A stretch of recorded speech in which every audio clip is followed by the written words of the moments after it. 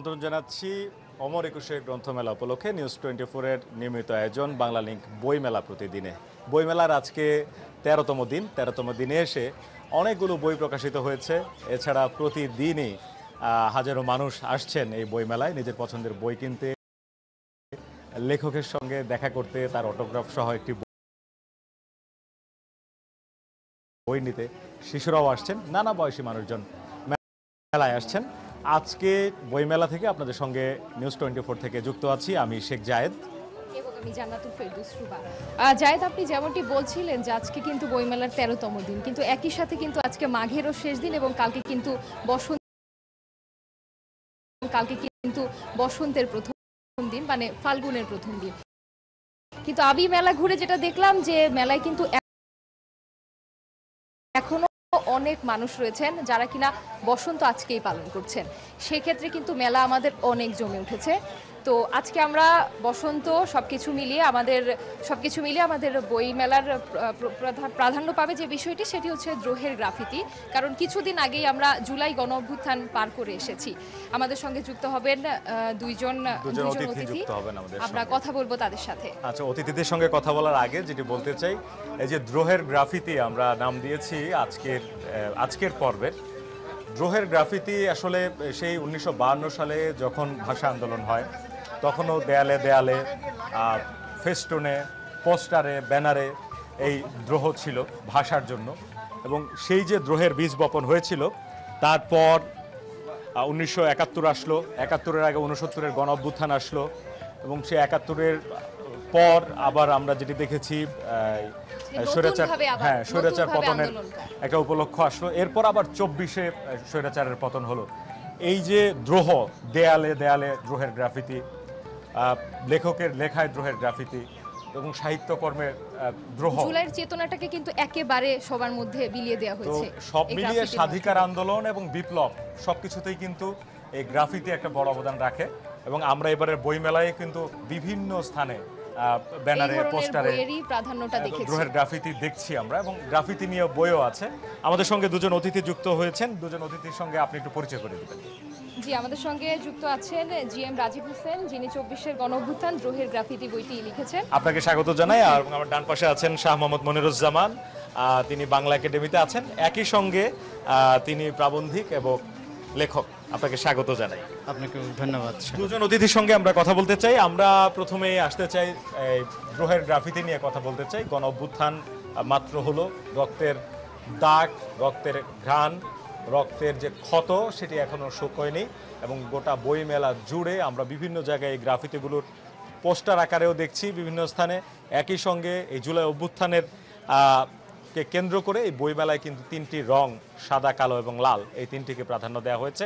রুবা, আপনার মাধ্যমে কথা বলতে চাই জিএম রাজীব হোসেন, তিনি সাংবাদিক, প্রাবন্ধিক, লেখক। তার সঙ্গে জিএম রাজীব হোসেন, আপনাকে স্বাগত আমাদের সঙ্গে যুক্ত হবার জন্য। যেটি বলছি যে সবাই সাধারণত দেখা যাচ্ছে যে সাহিত্য নিয়ে, প্রেম, ভালোবাসা, এগুলো নিয়ে বই লিখে থাকে। আপনার হঠাৎ করে কেন মনে হলো যে এইটা নিয়েই আমাদের লেখা উচিত? এই ভাবনাটা কখন থেকে? ধন্যবাদ আপনাকে। আসলে ভাই যেটা বলছিলেন যে বাংলাদেশের ইতিহাসে, আমাদের জাতীয় জীবনে কিছু গুরুত্বপূর্ণ ঘটনা আছে, যেমন 52-র ভাষা আন্দোলন, 69-এর গণ অভ্যুত্থান, 71-এর মহান মুক্তিযুদ্ধ, 90-এর গণ আন্দোলন, সর্বশেষ আমরা সংযোজন দেখলাম 24-এর গণ অভ্যুত্থান। এই ঘটনাগুলো কিন্তু আমাদের ইতিহাস পাল্টে দিয়েছে। বাংলাদেশ মহান মুক্তিযুদ্ধের মাধ্যমে, 71 সালে মহান মুক্তিযুদ্ধের মাধ্যমে বাংলাদেশ যে স্বাধীন হয়েছে, এরপরে কিন্তু বাংলাদেশ বিভিন্ন সময় বিভিন্ন ধাক্কা খেয়েছে বা বাধা এসেছে। তখন মানুষ অনেক সময় প্রতিবাদী হয়ে উঠেছে, কখনো স্বৈর শাসন এসেছে, মানুষ তার বিরুদ্ধে প্রতিবাদ করেছে, ফ্যাসিজমের বিরুদ্ধে। এবার যেমন আমরা দেখলাম যে আমরা ফ্যাসিজমের বিরুদ্ধে প্রতিবাদ করেছে। ঠিক এরকম একটা সিচুয়েশনে গত 16 বছর ধরে আমাদের দেশে যে ধরনের ফ্যাসিজম চলছিল, তার বিরুদ্ধে 24-এর গণ অভ্যুত্থান সংগঠিত হয়েছে। এই গণ অভ্যুত্থান একদিকে আমরা দেখেছি যে রাস্তায় মানুষ প্রাণ দিয়েছে, ফ্যাসিজমের বিরুদ্ধে বিদ্রোহ করেছে। ঠিক আরেক দিকে মানুষ এটাকে আমরা এই গণ অভ্যুত্থান থেকে আমরা একই সঙ্গে রাস্তায় প্রতিবাদের যে গণ অভ্যুত্থান হয়েছে, একই সঙ্গে আমরা প্রকাশের গণ অভ্যুত্থান আমরা কিন্তু বলতে পারি। কারণ মানুষ এখানে বিভিন্নভাবে একটা ফ্যাসিস্ট গভর্নমেন্টের বিরুদ্ধে প্রতিবাদ করেছে। ভাষা, শব্দ, ছবি, কবিতা, গান, এগুলো যেন হয়ে উঠেছিল মানুষের প্রতিবাদ প্রকাশের একটা মাধ্যম। ঠিক এইরকমই একটা মাধ্যম গ্রাফিতি। এবং গ্রাফিতি কিন্তু এবার দেখেন আপনি খুব শক্তিশালী গণমাধ্যম, মানে মাধ্যম হয়ে উঠেছিল প্রতিবাদের অনুষঙ্গ হিসেবে। সে কারণেই এবং এই গ্রাফিতির এই যে আপনি বললেন যে মানুষ প্রেম ভালোবাসা নিয়ে, আমি কেন বেছে নিলাম, এর ভিতরেও কিন্তু এক ধরনের প্রেম আছে। কেন প্রেম আছে? মানুষের প্রেমটা হচ্ছে কি দেশের গণতন্ত্র প্রতিষ্ঠার জন্য একটা স্বাধীনতা, মানে আমি অবাধে কথা বলতে পারবো, আমি বাক স্বাধীনতা থাকবে, এটাও কিন্তু এক ধরনের প্রেম। তো এই প্রেমটা মানুষ ফুটিয়ে উঠেছে কিসের মাধ্যমে? গ্রাফিতির মাধ্যমে। এটা কিন্তু গণমানুষের ভাষা, গণমানুষ প্রকাশ করেছে তার ভাষাটা গ্রাফিতির মাধ্যমে। এই জন্য এটা একটা হিস্ট্রির পার্ট, আমাদের ইতিহাসের পার্ট 24-এর গ্রাফিতি, 24-এর গণ অভ্যুত্থানে যেটা প্রকাশিত হয়েছে। এই জন্যই আমি মনে করেছি যে এটাকে সংরক্ষণ করা দরকার, এটা একটা ডকুমেন্টেশনের দরকার। কারণ প্রত্যেকটা ছবি, প্রত্যেকটা গ্রাফিতি হয়ে উঠেছিল তখন 24-এর গণ অভ্যুত্থানে কোটি কোটি মানুষের কণ্ঠস্বর। কিন্তু আপনি এক একটা ছবি দেখবেন এক একটা প্রতিবাদের স্ফুলিঙ্গ। আপনি যখন সাইদ 2 হাত তুলে, সাইদ আপনার নিশ্চয়ই দেখেছেন যে সাইদ কীভাবে গুলি খেয়ে মারা গিয়েছে। তো ওই ছবিটা, ওই গ্রাফিতিটা যখন একজন সাধারণ মানুষ এঁকেছে, এবং এটা কাঁচা হাতের, অনেক আমার বইয়ে অনেক গ্রাফিতি আছে দেখবেন যে খুব কাঁচা হাত, তারা কিন্তু প্রফেশনাল আর্টিস্ট না, আঁকেনি, কিন্তু তার মানে ঠিকই তারা স্বতঃস্ফূর্ত প্রতিবাদ হিসেবে এই গ্রাফিতিগুলো এঁকেছে। তো সাইদের 2 হাত প্রসারিত করে গুলি খাচ্ছে, এই গ্রাফিতিটা যখন একটা দেয়ালে কাঁচা হাতে প্রফেশনাল আর্টিস্ট না এমন একজন মানুষ আঁকছে, তখন কিন্তু আর একজন উৎসাহিত হচ্ছে, সে কিন্তু দ্বিগুণ উৎসাহে প্রতিবাদে নেমে গেছে। কিন্তু আপনার এখানে যে ছবিগুলো আমরা দেখতে পাচ্ছি, যে গ্রাফিতিগুলো, এগুলোকে হুবহু দেয়াল থেকে ছবি নেয়া না সে আকারে, মানে সেটি দেখে আঁকা? না, এটা হুবহু দেয়াল থেকে নেয়া। দেয়ালের ছবিগুলো এখানে আমি স্থান পেয়েছে। আপনি দেখবেন আমার গ্রাফিতির কিছু ছবি আছে যে পলেস্তারা খসে পড়ছে, দেখেন এই যে আপনার হাতে যে গণতন্ত্র নিচে দেখেন একটু স্যাঁতসেঁতে হয়ে গেছে, এটা টোটালি মানে দেয়ালে যেভাবে আছে ঠিক সেইভাবেই ছবি তুলে এই গ্রাফিতির বই করা হয়েছে। একটা বিষয় বলতে চাই, আমরা বিভিন্ন দেয়াল থেকে কিন্তু এর মধ্যে দেখছি যে গ্রাফিতি কেউ মুছে ফেলছেন, Exactly. বা কেউ নিজের দেয়ালটায় গ্রাফিতিটা রাখতে চাচ্ছেন না। কিন্তু আপনার এই উদ্যোগের কারণে এটি আসলে থেকে গেল যে এই ধরনের গ্রাফিতি হয়েছিল। এবং আপনি এখানে উল্লেখ করেছেন আসলে কোন কোন জায়গা থেকে কোন গ্রাফিতিটার ছবি নিয়েছেন। এটি নিঃসন্দেহে অসাধারণ একটি কাজ করেছেন আপনাকে অনেক ধন্যবাদ জানাই আমাদের সঙ্গে সময় দেওয়ার জন্য। আরেকজন অতিথি আমাদের সঙ্গে আছেন, একটু তার সঙ্গে কথা বলতে চাই। দর্শক, আমাদের সঙ্গে আছেন শাহ মোহাম্মদ মনিরুজ্জামান। আমার হাতে আপনার একটি বই আছে, কাল সমুদ্রে আলোর বাণী, ডাক্তার মোহাম্মদ জাকির হোসেনকে নিয়ে আপনি লিখেছেন। প্রথমে আপনার কাছে এবারের বইমেলা নিয়ে জানতে চাই, এবারের আয়োজনটা আপনার কাছে কেমন লাগছে? নতুন একটি পরিবেশে, নতুন রাজনৈতিক পরিবেশ বলতে পারেন, এবং মানুষজনের মধ্যেও বইমেলা নিয়ে অন্যরকম একটা প্রস্তুতি, অন্যরকম চিন্তা ভাবনা, এই সময়ের মধ্যে এই বইমেলাটি আপনার কাছে আয়োজনটি কেমন লাগছে একটু? জি, সার্বিকভাবে এবারে বইমেলায় আশাব্যঞ্জক সাড়া জুগিয়েছে। আজ মেলার 13তম দিন। যে ছাত্র জনতার গণ অভ্যুত্থানের একটা ভিন্ন মাত্রায় এই মেলাটা হচ্ছে। এই মেলায় দর্শনার্থী, গবেষক, লেখকের সমাগম খুবই আশাব্যঞ্জক।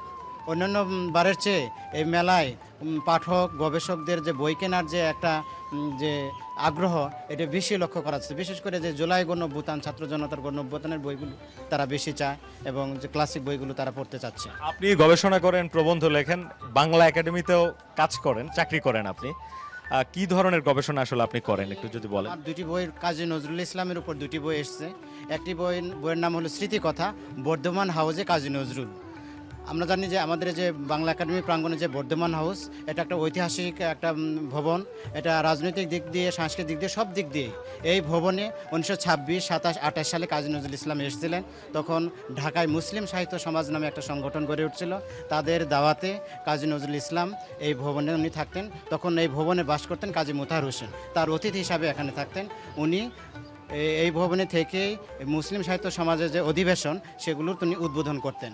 এই অধিবেশন হতো তখন সলিমুল্লাহ মুসলিম হলের প্রাঙ্গণে। এখানকার স্মৃতিগুলো নিয়ে, এখানকার তার বিচরণ নিয়ে আপনার?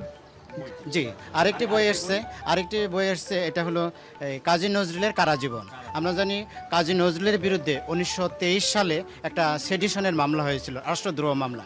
এটি পেনাল কোডে 1860-এর 124 ক ধারায় আনন্দময়ীর আগমনে নামে একটি রাজনৈতিক কবিতা লেখার জন্য তার রাষ্ট্রদ্রোহ মামলাটি হয়েছিল। এই মামলায় উনি Hooghly jail, presidency jail, Alipore central jail এবং বহরমপুর জেলে অতিবাহিত ওনার কারা জীবনটা আপনি তুলে ধরেন। জীবন এবং মামলার যে বিবরণ এই বইটিতে পাওয়া যায়। এই কারা জীবনে যে সাহিত্য রচনা সেটিও কি আছে? যে কারা জীবনে বসে যে উনি সাহিত্য রচনা করছেন, যেমন রাজবন্দির জবানবন্দি, তারপরে কারার ওই লৌহ কপাট, ভেঙ্গে ফেল করে লোপাট, তারপরে আরও আছে, ওইগুলো কারা সাহিত্য নামে একটা চ্যাপ্টার এখানে আছে।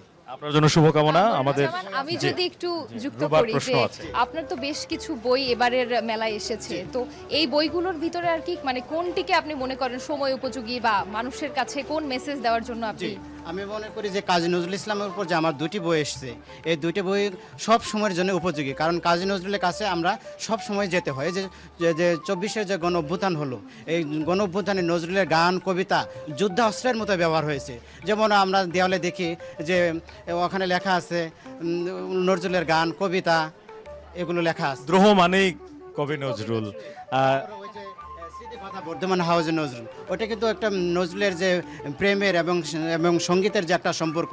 এখানে বসে নজরুল সেই 1926, 27, 28 সালে উনি যেতেন পুরান ঢাকায় প্রতিভা বসুর ওনার বাড়িতে, তার ফজিলুদ্দিন নেসা নামে একজন নারী, তার সঙ্গে তিনি প্রেমে জড়িত হয়ে পড়েছিলেন।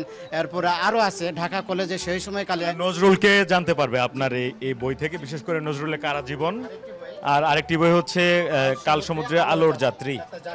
জি, এই বইটির কে নিয়ে আসলে এই বইটির একটু জিস্টটা যদি সংক্ষেপে আমাদের বলতেন যে এটা কি নিয়ে লেখা? যে এক লাইনে, ডাক্তার জাকির উনি মেডিসিনের একজন দিকপাল চিকিৎসক এবং লিজেন্ড প্রফেসর। উনি বগুড়া এবং রংপুরে তার অনেকগুলো সামাজিক কাজকর্ম রয়েছে। উনি রংপুরে hyper tension and research centre নামে একটি প্রতিষ্ঠান গড়ে তুলছেন, যেখানে উচ্চ রক্তচাপ স্বাস্থ্য সেবায় রক্তচাপের চিকিৎসা। আমরা জানি প্রতি 4 জন মানুষের একজনের উচ্চ রক্তচাপ আছে। এই রক্তচাপের কারণে স্ট্রোক, অন্ধত্ব, হার্ট অ্যাটাক, কিডনি ফেইলিওর হয় এবং মানুষ অকালে ঝরে যায়। ডাক্তার জাকির নিরলসভাবে এই কাজটি করে যায়। এটা পড়লে হচ্ছে ডাক্তার জাকির সম্পর্কে জানতে পারবেন এবং তার কাজ সম্পর্কে জানা যাবে। অনেক ধন্যবাদ জানাই শাহ মোহাম্মদ মনিরুজ্জামান, অনেক ধন্যবাদ জানাই জিএম রাজীব হোসেন আমাদেরকে সময় দেওয়ার জন্য, এবং আপনাদের যে এই যে সৃষ্টিকর্ম সেগুলো পাঠকরা ভালোবাসবেন, পাঠকরা পছন্দ করবেন, এমনটাই আমরা প্রত্যাশা করি। বইমেলার আজকে 13তম দিন, বাংলা লিংক বইমেলা প্রতিদিন নিউজ 24-এর বিশেষ আয়োজন। আমরা দুজন, শেখ জায়েদ এবং জান্নাতুল ফেরদৌস রুবা আমাদের সঙ্গে আছেন। আমরা একটা বিরতি নিচ্ছি, বিরতির পর আমরা বইমেলায় ঢুকে যাব। আমাদের সঙ্গে থাকুন।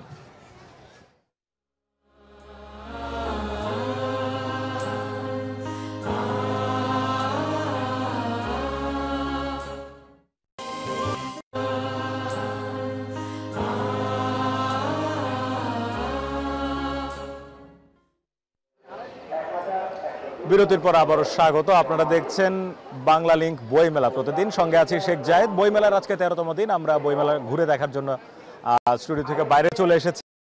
একটু কথা বলতে চাই, যারা বইমেলায় এসেছেন পরিবার পরিজন বন্ধু স্বজন নিয়ে অনেকে আসছেন বইমেলায়, এখানে অনেকে দেখতে পাচ্ছি। একটু কথা বলতে চাই, কেমন আছেন?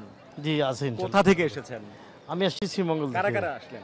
আমি আমার বাচ্চাদেরকে নিয়ে আসছি, ফ্যামিলি নিয়ে আসছি। বাচ্চাদের নিয়ে কি আসা হয়? আগেও আসতেন বইমেলায়? না, এই বছরই প্রথমে এসেছি। কেমন দেখছেন বইমেলা? না, খুব ভালো, জমজমাট। আপনার পরিবারের অন্য সদস্যদের সাথে একটু কথা বলতে চাই। ভালো আছেন? জি, বইমেলা কেমন দেখছেন? কারা কারা আসলেন? আমি আমার ফ্যামিলি সবাইকে নিয়ে আসছি, আমার ছেলে মেয়ে হাজব্যান্ড আজকে আসছি দেখার জন্য। ভালো লাগছে, সুন্দর। এমনিতে বই পড়া হয়? জি, আমি অনেক বই পড়ি। কি ধরনের বই ভালো লাগে? উপন্যাস মেইনলি, সমরেশ, তারপর সুনীল গঙ্গোপাধ্যায়, হুমায়ুন আহমেদ, জাফর ইকবাল, সবার বই পড়া হয় মোটামুটি। ইভেন যা পাই তাই পড়ি আসলে। তার মানে বাসায়ও বইয়ের ভালো কালেকশন? অনেক বই আছে, জি। আর আমার এই ছেলে খুব ভালো বই একটু আপনার এই দুই সন্তানের সাথে কথা বলতে চাই। তোমার নাম কি মা? আরিশা, কোন ক্লাসে পড়ো? এইটা উঠছে। 8ম শ্রেণীতে পড়ো। তোমার এই যে পাঠ্য বই, এগুলোর বাইরে কি ধরনের বই পড়তে ভালো লাগে? ভৌতিক ভালো লাগে, সায়েন্স ফিকশন ভালো লাগে আমার বেশি। আমার ভূতের গল্প পছন্দ করো? ভয় পাও না? কম পাই, মানে মাঝে মাঝে পাই, যদি একটু বেশি হরর হয় তাহলে। স্বপ্নে ভূত আসে? আসে না। তোমার কি ধরনের বই ভালো লাগে? আমার মেনলি সায়েন্স ফিকশন, থ্রিলার্স, তারপর কমিক্সগুলো ভালো লাগে। এরপর হুমায়ুন আহমেদের যে ছোট গল্প বা আসছে ছোট উপন্যাসগুলো, সেগুলো আমার পছন্দ। আচ্ছা, আজকে কোন বইয়ের জন্য আসছো মূলত? আমি মেনলি আসছি হচ্ছে ইলেমা বেহেরাজের পদ্মজার জন্য, আর হুমায়ুন আহমেদের একটি উপন্যাস নেওয়ার জন্য। আচ্ছা, আর তোমার কোনো বই টার্গেট করে এসেছো? অন্তিক মাহমুদের কমিক্স বইগুলো। আমরা কথা বলছিলাম যারা এখানে আছেন তাদের সঙ্গে, একজন লেখক আছেন, ওনার সঙ্গে একটু সময় কথা বলে আমরা রুবার কাছে যাব। আপনার কি বই প্রকাশিত হয়েছে? তারুণ্য। তারুণ্য, কেন তারুণ্য নিয়ে লেখা? তারুণ্য নিয়ে হচ্ছে আমরা ব্রিটিশ আন্দোলন থেকে শুরু করে একেবারে 2024-এর এই গণ অভ্যুত্থান পর্যন্ত দেখেছি তরুণদের ভূমিকা। তরুণরা চাইলেই কিন্তু একটা দেশকে পরিবর্তন করতে পারে, কিন্তু বাংলাদেশে আমরা দেখি যে তরুণদের প্রায় অর্ধেকই হচ্ছে মাদকাসক্ত বা নানান খারাপ কাজে বিভিন্ন আপনি কি বলতে চেয়েছেন এই বইয়ে? এই বইটিতে যেটি প্রকাশ করতে চেয়েছি সেটি হচ্ছে আমাদের তরুণরা যেন মানবিক মানুষ হয়। তারা যদি দেশকে ভালোবাসতে পারে বা দেশপ্রেমী হতে পারে, দেশকে ভালোবেসে তারা যদি গাছ লাগায়, মাদকের বিরুদ্ধে কাজ করে, ভালো ভালো কাজ করে, তাহলেই তো আমাদের দেশটি বদলে যায়। অনেক ধন্যবাদ কাউসার আলম সোহেল, আপনার বইয়ের জন্য শুভকামনা। আমরা কথা বলছিলাম একজন লেখকের সঙ্গে, কথা বললাম একটা ফ্যামিলির সঙ্গে যারা বইমেলায় এসেছেন। জান্নাতুল ফেরদৌস রুবা বইমেলার অন্য পাশে আছেন, তার সেখানকার অবস্থা দেখাতে চাই আপনাদেরকে। রুবা, আচ্ছা, শিশুদের জন্য এবারের বইমেলায় আপনার কি মনে হচ্ছে, কোন দিকটা খুব ভালো লাগছে? শিশুদের জন্য আসলে আমরা তো ওইভাবে আসলে বইমেলা পুরাটা ঘুরে এখনো দেখা সম্ভব হয় নাই। এখন বাচ্চাদের জন্য তো এমনি ভালো লেখকদের বই তো আমরা অবশ্যই চাবো, যে তারা মোবাইল যে আকৃষ্ট হয় সেটা,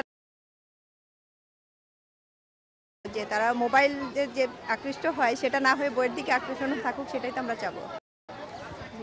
দর্শক, তথ্য প্রযুক্তির যুগে শিশুরা অনেকাংশেই ঝুঁকে পড়ছে ফোনের দিকে এবং কম্পিউটার সহ অনেক কিছু, যেটা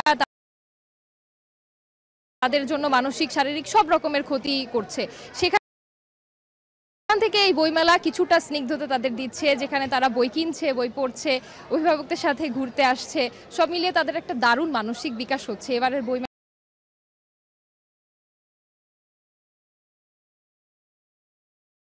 মেলায় আমরা সেটাই কিন্তু দেখতে পাচ্ছি।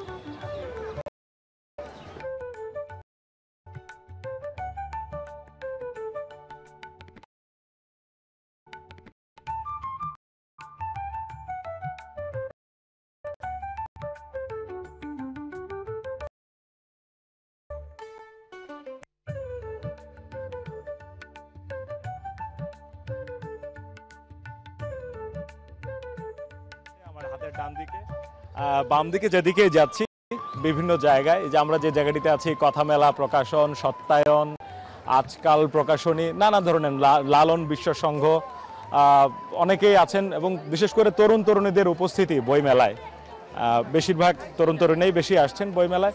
এই একটি স্টল, এটি হচ্ছে সত্যায়ন প্রকাশন। এখানে যদি একটু কথা বলার চেষ্টা করি, যারা বই বিক্রির সঙ্গে, বেচা বিক্রির সঙ্গে যারা আছেন, আপনাদের এখানে আসলে কি ধরনের বই বেশি পাওয়া যায়? আলহামদুলিল্লাহ ভাই, আমাদের এখানে হচ্ছে বেসিক যে বইগুলো আছে এগুলো হচ্ছে ইসলামিক বই। আমাদের এখানে সকল শ্রেণীর মানুষের জন্য বই আছে, আপনার ছোট বাচ্চা থেকে শুরু করে কিশোর, কিশোর থেকে শুরু করে বৃদ্ধ। বেচা বিক্রি ভাই আলহামদুলিল্লাহ যতটুকু হচ্ছে, পাশাপাশি আমরা সব থেকে বেশি খুশি এই কারণে যে পাঠকরা আমাদের এখানে আসছেন, বই নেড়েচেড়ে দেখছেন। আমরা পাঠকদের আগমনে সব থেকে বেশি খুশি আলহামদুলিল্লাহ। অনেক ধন্যবাদ, জাযাকাল্লাহ ভাই। কথা বলছিলাম একটি প্রকাশনের স্টলে, অনেকে আসছেন বই কিনতে, নানা ধরনের বই, কত বিষয়ের যে বই আছে, এটি আসলে পাঠক যারা, দর্শক যারা, তারা জানেন, যার যেটি পছন্দ তারা কিন্তু সেই মতে বই কিনেন। দর্শক, আপনারা জানেন যে কাল 14 ফেব্রুয়ারি বিশ্ব ভালোবাসা দিবস। একই সঙ্গে ফেব্রুয়ারি মাস মানেই দ্রোহ, বিপ্লব, বিদ্রোহ, অধিকার আদায়ের মাস, যে সেই সঙ্গে ফাগুন শুরু হচ্ছে, ফাগুনের মাস। তো প্রেম, দ্রোহ সব মিলিয়ে এই মাসটিতে কিন্তু মানুষজনের মধ্যেও যেরকম একটা বিপ্লবী ভাব, প্রেমের ভাব থাকে, আর এইরকম বইমেলার আয়োজন থাকলে সেটি তো আরো ভালো থাকে। রুবা, আপনার কাছে যেতে চাই, আরো দুজনের সঙ্গে কথা বলবেন নিশ্চয়ই। রুবা, দর্শক, এই মুহূর্তে আমরা আরেকজন ছোট দর্শনার্থীকে খুঁজে পেয়েছি, যে কিনা বাবা মার সাথে কিন্তু মেলায় এসেছেন বই পড়তে, বই কিনতে এবং বই খুঁজতে। একটু তার সাথে কথা বলবো। নাম কি তোমার? আমার নাম মিতা মামুন। কি কিনতে এসেছো বই মেলায়? দর্শক, শিশুরাও কিন্তু বেশ আনন্দিত, তারা বই কিনছে। এবং আমি যদি তার অভিভাবকের সঙ্গে একটু কথা বলি, কি বই কিনলো আপনার মেয়ে? ড্রয়িং বই কিনছে। কোন বইয়ের প্রতি বেশি আগ্রহ দেখছেন? ড্রয়িং এর বইয়ের প্রতি আগ্রহ বেশি।